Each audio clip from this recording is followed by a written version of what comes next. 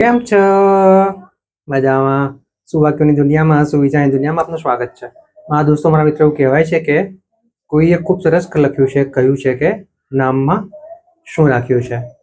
આવી જ કોઈ વાતને સુવિચાર તરીકે કોઈ અજ્ઞાતે ખૂબ સરસ રીતે લખ્યો છે. આજનો જે સુવિચાર છે તેનો વિષય છે નામ, નેમ. કોઈ અજ્ઞાતે ખૂબ સરસ રીતે લખ્યું છે કે તમારા કર્મો જ તમારી સાચી ઓળખાણ છે. બાકી તો આ દુનિયામાં એક નામના હજારો વ્યક્તિ છે. મારા મિત્રો, વાત ખૂબ જ સીધી છે, ખૂબ જ સરળ છે, એટલી જ મહત્વની છે. અહીંયા જે વાત છે તે નામની છે, આપણા કાર્યોની છે અને આપણા જીવનની છે. નામ એક ઓળખાણ માટે જરૂરી છે, પરંતુ સાચી ઓળખાણ તે આપણા કર્મો જ છે, આપણા કાર્યો જ છે.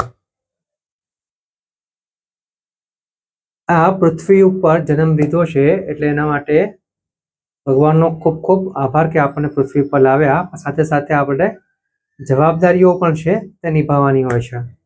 તેના માટે આપણે કર્મો કરવા જ પડે છે. એક જવાબદારી એ છે કે જે આપણે આજે અત્યારે પણ ખૂબ સારી રીતે નિભાવી રહ્યા છે, તે છે આપણી પરિવારની જવાબદારી, પરિવાર પ્રત્યેનો પ્રેમ. આ જવાબદારી તો બધાને ઉઠાવવાની જ હોય છે. આ ઉપરાંત સમય કાઢીને સમાજ માટે, દેશ માટે, દુનિયા માટે કંઈ સારું અને સાચું કરવું તે આપણી સાચી ઓળખાણ કરાવે છે. મારા મિત્રો, વાત ફક્ત એટલી જ છે કે આપણું નામ ફક્ત આપણી ઓળખાણ જ છે, જ્યારે આપણા કાર્યો, આપણા કર્મો તે આપણી સાચી ઓળખાણ છે. તો આપણે આવી સાચી ઓળખાણ બનાવવાનો પ્રયાસ કરવો જોઈએ. પરિવારની જવાબદારી છે તે 100% છે, તે કરવાની જ છે. સાથે સાથે સમય કાઢીને જરૂરિયાતમંદ લોકોને મદદ કરવી, કોઈને સાથ આપવો, કોઈ નેગેટિવિટી, નકારાત્મકતામાં ફસાઈ ગયો તો તેને બહાર કાઢવો. આવા બધા કામ જો આપણે કરતા રહીશું, આ બધાથી જ આપણી સાચી ઓળખાણ ઊભી થશે અને તે જ હંમેશા યાદ રહેશે.